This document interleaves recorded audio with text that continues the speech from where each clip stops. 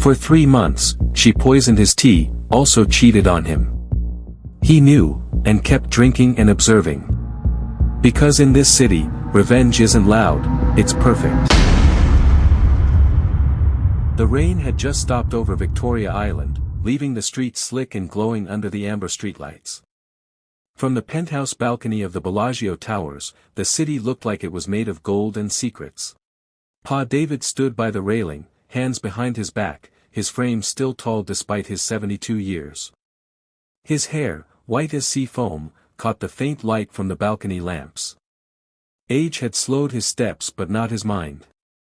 His eyes, a sharp, discerning brown, swept over the city like a man who owned half of it, because in truth, he nearly did. Oil, shipping, real estate, tech startups, his fingerprints were on deals that shaped Lego's skyline. Behind him, the glass doors slid open, and Grace appeared. She was barefoot, wearing a silk robe the color of ripe mango, her hair tumbling over her shoulders in loose curls. She leaned on the doorframe, watching him with a smile that could melt stone. "You're awake again," she said softly. He turned, offering the faintest smile. An old man's curse, the night has more company than the day. She stepped closer, her perfume, something floral and expensive, catching the night air. "You work too much. You think too much. You should rest." Pa David studied her face for a long moment. There were lines at the corners of her eyes, not from age but from a certain restlessness he couldn't name. He had met Grace 8 years ago, when she was barely 24, at a charity gala in Lekki. He remembered the exact moment. She had been laughing at something someone said, her head tilted back, unaware that the wealthiest man in the room was watching her. Now she was his wife, the queen of his empire, the woman who turned heads in Banana Island gatherings and made whispers in Victoria Island lounges. But in recent months, something had shifted. She laughed less. She spent more time on her phone, leaving rooms abruptly to take calls. And when she looked at him, sometimes it felt as if her eyes were elsewhere, somewhere far from him. "You're quiet tonight," she said, snapping him from his thoughts. "Just thinking about tomorrow's board meeting," he lied. Grace smiled faintly, but her gaze flicked over his shoulder to her phone buzzing on the side table. A message flashed briefly before the screen went dark. Pa David noticed. She noticed that he noticed. But neither said a word. The next morning, Lagos woke in chaos as it always did. Inside the marble-floored lobby of Bellagio Towers, a black SUV idled, waiting. And by the SUV stood Chike. Tall, broad-shouldered, with the kind of frame that made people step aside, Chike was more than just Pa David's bodyguard. He had been with him for nearly 6 years, ex-military, discreet, loyal. Or so everyone believed. His dark eyes scanned the entrance, always alert, always calculating. Grace descended the lobby stairs with her usual poise, every eye turning. She smiled at Chike in passing, too briefly for most to notice, but not too brief for him. "We're late for the meeting," he said as Chike opened the door. The day passed in a blur of contracts, boardroom voices, and strategic plans. But in the quiet moments. That night, as the penthouse settled into shadows, Pa David sat in his private study, the air heavy with the scent of old leather and Cuban cigars. He had been reviewing some files when he noticed something odd: Grace's purse left carelessly on the couch. It was unlike her. His gaze fell on the phone peeking from the open zipper. It buzzed once, then again. The messages lit the screen for a moment. "Tomorrow night. Same place. Can't stop thinking about it." The sender's name made his chest tighten. Chike. Pa David didn't touch the phone. He sat there, staring at the glow until it faded into darkness, his mind running like a generator on overdrive. The words were simple, almost ordinary. But they carried the weight of a confession no court could ignore. He leaned back in the leather chair, the old springs groaning under him. 72 years of life had taught him that in business and in marriage, what you see is rarely the full picture. He had built empires on reading between lines, on spotting the truth hiding in plain sight. And now that same skill was showing him something he didn't want to see. The front door clicked open. Footsteps. Grace's voice, light and airy, as if the night held no secrets. "David? You're still awake." She went to kitchen and carried a silver tray with 2 porcelain cups, steam curling in the dim light. "I thought you might like tea," she said with a smile, setting 1 cup beside him. Pa David looked up from his papers. "You always seem to know when I need it." Grace's hand lingered near the cup for a fraction longer than necessary before she pulled it back. He took a slow sip, eyes never leaving hers. "Thank you, Grace." She smiled, but when she turned away, his gaze drifted to the faint sediment at the bottom of the cup. He didn't answer. He simply turned the pages of the file in front of him, though his eyes weren't reading. That night, she walked in, heels in her hand, hair slightly mussed, the faintest scent of citrus clinging to her. "I went for a drive. Couldn't sleep." He looked at her over his glasses. "Alone?" She froze, just a flicker, before setting the heels down. "Of course." Their eyes held for a long moment. Then he nodded once, closed the file, and said, "Get some rest." The next day was humid. The SUV pulled up to the glass-fronted headquarters of Davison Group, and Chike stepped out first, scanning the sidewalk. His movements were crisp, professional, nothing in his posture suggested guilt. Grace was not with them today. She had, according to her text that morning, gone to see a friend in Lecky. Pa David didn't ask which friend. He simply carried the knowledge of that message from last night like a stone in his chest. At noon, while the board droned on about quarterly projections, Pa David's phone vibrated with a call from his aide. "Sir. I think you should see this," the aide whispered. "I'm at Café Noir, Victoria Island. Madame Grace is here. She's not alone." The room around him seemed to shrink. "Who?"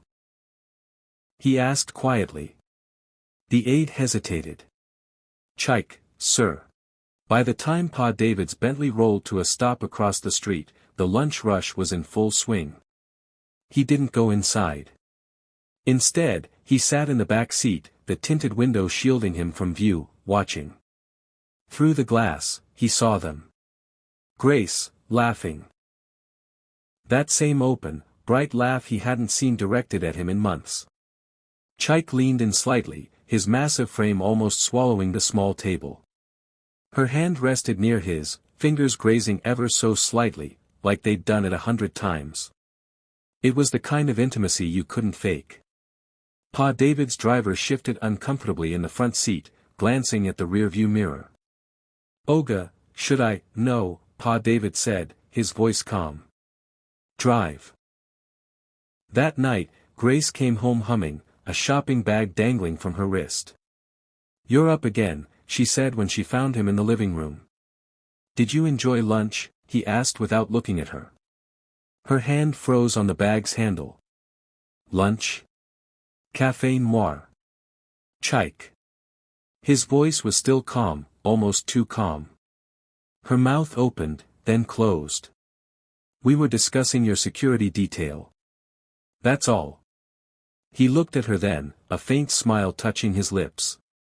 "Good. Because I'd hate to think my wife would lie to me." She swallowed hard. "I'm going to bed." In his private suite later that night, Pa David sat by the window overlooking the lagoon. He had always believed betrayal should be handled quietly, precisely, like a business transaction. You never let your opponent see the depth of your rage, you let them see the depth of your control. As he poured himself a glass of whiskey, his phone buzzed with a message from an unknown number. "Tomorrow night. She's yours. Just like we agreed." No name. But he didn't need one. He smiled, not with joy, but with the cold satisfaction of a man who now had all the proof he needed, and more. The following morning, "I'm heading to the office early," he said, his tone neutral. Grace murmured something about meeting a friend for brunch. He nodded without comment and left. At the Davison Group headquarters, Pa David called in his most trusted aide, a wiry man in his late 50s named Musa. Musa had been with him since the oil days, the kind of man who understood discretion as a second language. "I want you to keep your eyes on two people," Pa David said quietly, leaning back in his chair. "Grace. And Chike." Musa hesitated. "Sir, do you—" "I don't need theories," Pa David interrupted, his voice cool. "I need facts. Places. Times. Details. You understand?" Musa nodded once. "I understand." That afternoon, Pa David attended a charity luncheon at Eco Hotel. Grace was supposed to join him, but her chair remained empty.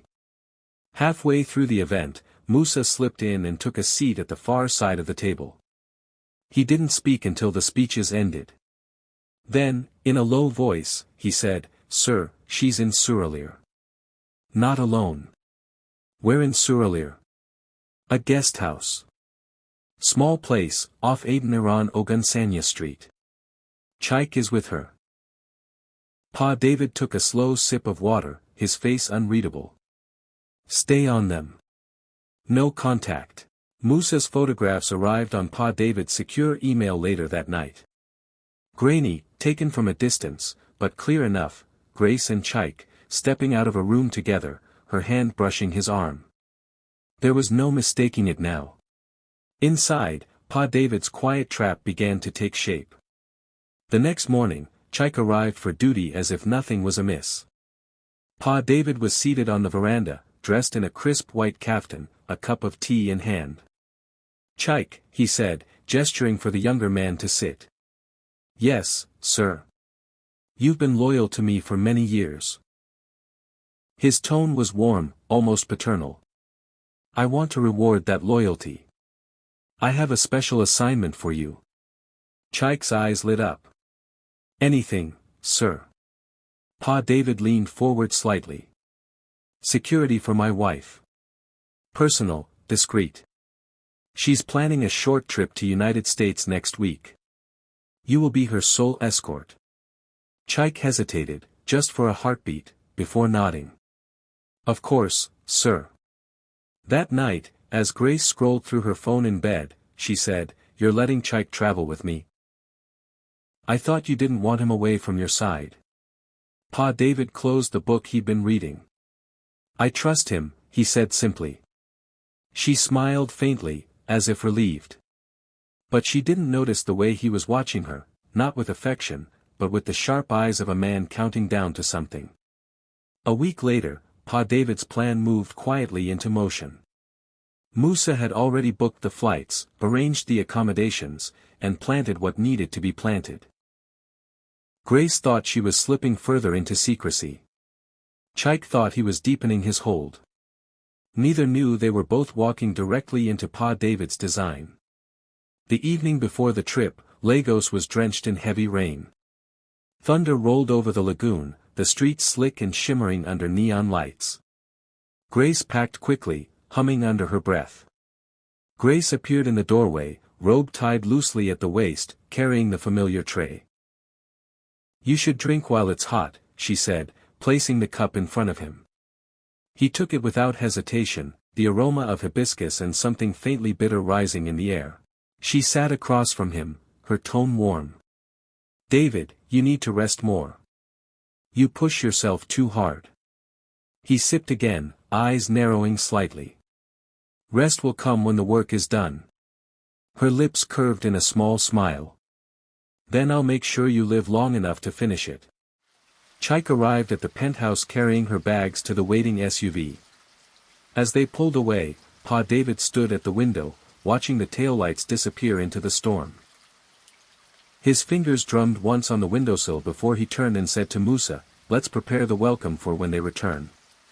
Musa's lips tightened into a thin smile. "Yes, sir."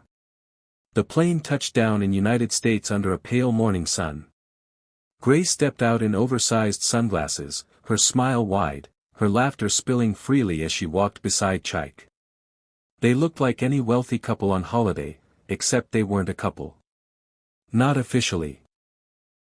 Not in the eyes of the man who paid for their flight, their hotel.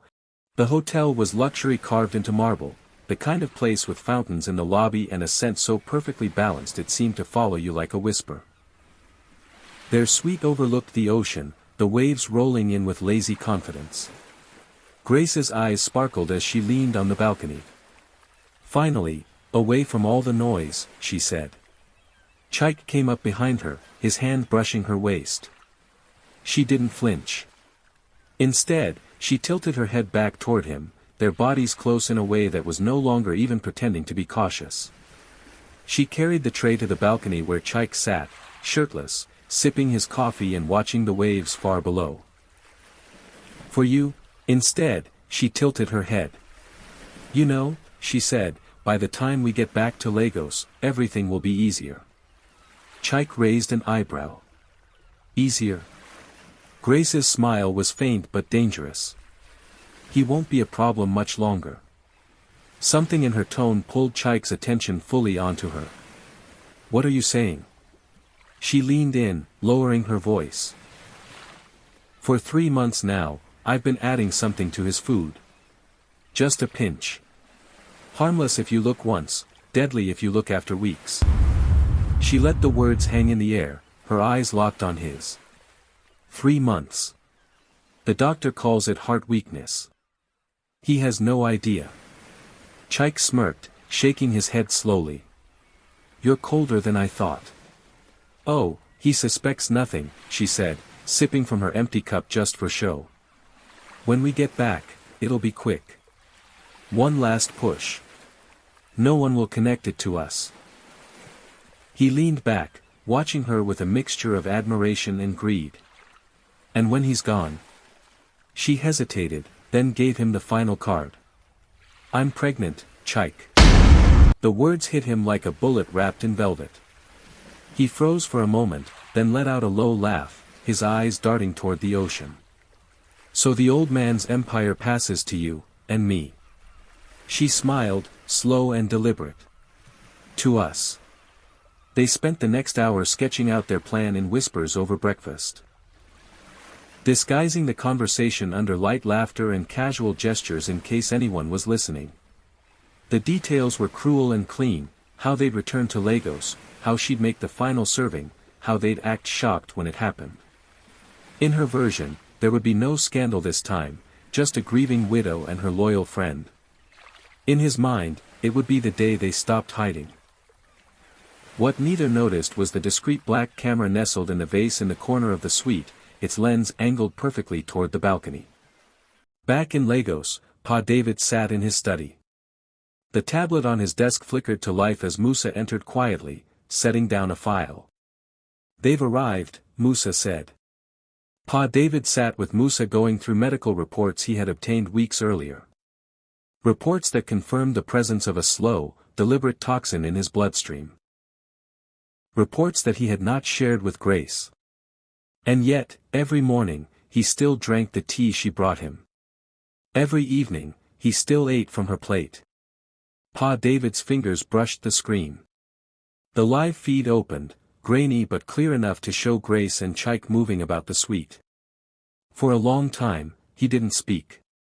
Finally, he said, leave it running. Don't interrupt them. Let them think they are safe. For 3 days, Grace and Chike lived like lovers without consequence. Breakfast in bed. Walks along the shore. Late nights with wine and soft music. Each stolen touch, each shared laugh, each careless moment, all of it streamed back to Lagos, to the man they thought they had outwitted. On the 4th morning, Pa David made his move. They returned to Lagos on a warm Sunday evening. Grace walked into the penthouse, suitcase in hand, her smile sweet. I missed you, she said, stepping toward Pa David. He kissed her cheek lightly. And I missed you. Her eyes flickered with something, surprise. Guilt. Relief. He gave her no time to decide. "I've planned a small dinner tomorrow night," he said casually. "Just a few friends. You'll help me host, of course." She agreed quickly, maybe too quickly, eager to slip back into the role of dutiful wife. The next night, the dining room was aglow with soft light, the tables set with crystal and fine china. The guests arrived, a few board members, an old friend from the oil industry, Musa in his quiet corner. Chaik stood at the entrance, dressed in a crisp black suit, acting every bit the professional bodyguard. Dinner flowed with easy conversation, fine wine, and Grace playing her part perfectly. Pa David barely spoke, letting the others carry the talk, until dessert was served. Then he set down his fork, his eyes moving slowly from Grace to Chaik. "There is something I'd like to show you all," he said, his voice calm but carrying a weight that drew silence over the room. He nodded to Musa. The lights dimmed slightly, and a projection screen slid down against the far wall. With a click, the first image appeared, grainy, but unmistakable. Grace and Chaik, on the balcony in Washington, D.C. their closeness far from professional. A murmur rippled through the guests. The images kept coming, walking hand in hand, sharing wine, his hand at her back, her head on his shoulder. No one spoke. Grace's face drained of color. "David," she whispered. Pa David's gaze never left her. "I thought it best to let my friends see what loyalty looks like, and what it does not." But instead of shouting, instead of threats, he simply reached for his glass, took a slow sip, and said, "Chaik, you're dismissed. As of this moment, you no longer work for me." Chaik's jaw tightened. "Sir, leave," Pa David said softly, his voice so even it was more dangerous than a yell. The bodyguard hesitated, glancing at Grace, then walked out without another word. Grace sat frozen. "David, he raised a hand. "Not tonight, Grace. Tonight, we let our guests enjoy dessert." The morning after the dinner was unusually still. Grace emerged from the bedroom dressed in a soft robe, her hair loose, eyes puffy from a sleepless night. Pa David sat in the living room, not in his usual armchair but on the couch, a large leather envelope resting on the glass coffee table before him. His white caftan was immaculate, his cane propped neatly at his side. "Sit," he said quietly. She hesitated, then obeyed, perching on the edge of the couch opposite him. "David, he raised a hand. "Grace. I am not a man to repeat myself. When I said last night that you should not speak, I meant it. But today, you will listen." Her hands trembled in her lap. He slid the envelope toward her. "That is a transfer. 10 million naira. Yours. Enough to leave this place, start over, live however you please." Her brows knit in confusion. You're giving me money." "I am giving you freedom," he corrected. "From me. From this marriage. From the shame you will feel when the rest of Lagos sees what I have prepared." Grace's throat tightened. "What do you mean?" Pa David leaned back, his gaze steady. "Do you think I invited only friends to dinner last night? Every guest in that room holds influence, in banking, in politics, in society. Each of them left here with a copy of that footage. Not because I want you destroyed, but because I want you remembered. Not as my wife, but as the woman who traded a fortune for a bodyguard's arms." Grace's mouth opened in shock. "You can't." "I can," he interrupted calmly. "And I already have." She gripped the edge of the couch, her nails pressing into the leather. "Why not just divorce me quietly? Why humiliate me like this?" His eyes softened, but only slightly. "Because quiet endings teach nothing. You took my name, my trust, my dignity. And you treated them as disposable. I want the world to see what happens when loyalty is treated as currency to be spent cheaply." Before she could answer, the elevator doors opened. Two uniformed men stepped inside, not police, but private security from Pa David's own network. They carried a single suitcase. "You will take this," he said to Grace, "and the envelope. Musa will escort you to a property in Ibadan. You will stay there until you decide where else to go. But you will not step foot in Lagos again under my name." Grace's lips trembled. "David, please. I made a mistake." "No," he said softly, "you made a choice. And choices have weight." 2 days later, the story broke. A leaked video, the Washington, D.C. footage, blurred just enough to keep it from being obscene, circulated through private WhatsApp groups, whispered over champagne in Ikoyi salons, passed hand to hand in smoky Victoria Island clubs. Chaik was gone from the city by the week's end. Word was, he'd taken a job in Port Harcourt. But he left without the swagger he once carried, his name now a quiet cautionary tale. Grace vanished from the public eye entirely. And in the penthouse of Bellagio Towers, Pa David stood once again at his balcony, the city sprawling before him, golden and endless. Remember, true loyalty stays even when reason whispers to leave. Some stories are lessons, some are warnings, and some, like this, must never be forgotten. Thank you for following this story. What lessons do you learn from the story? I will love to read your comments in the comments section. Give this story a thumbs up and please subscribe to this channel if you have not done that. It is my prayer that this story reach out to those people that need it. I believe by share this story, I might be saving someone. Maybe one or two, so I indulge you to share this story out. This is not fiction. Share to your brother, sister, son, daughter, your friends, church members, mosque congregation and everywhere until I bring another story your way. Bye.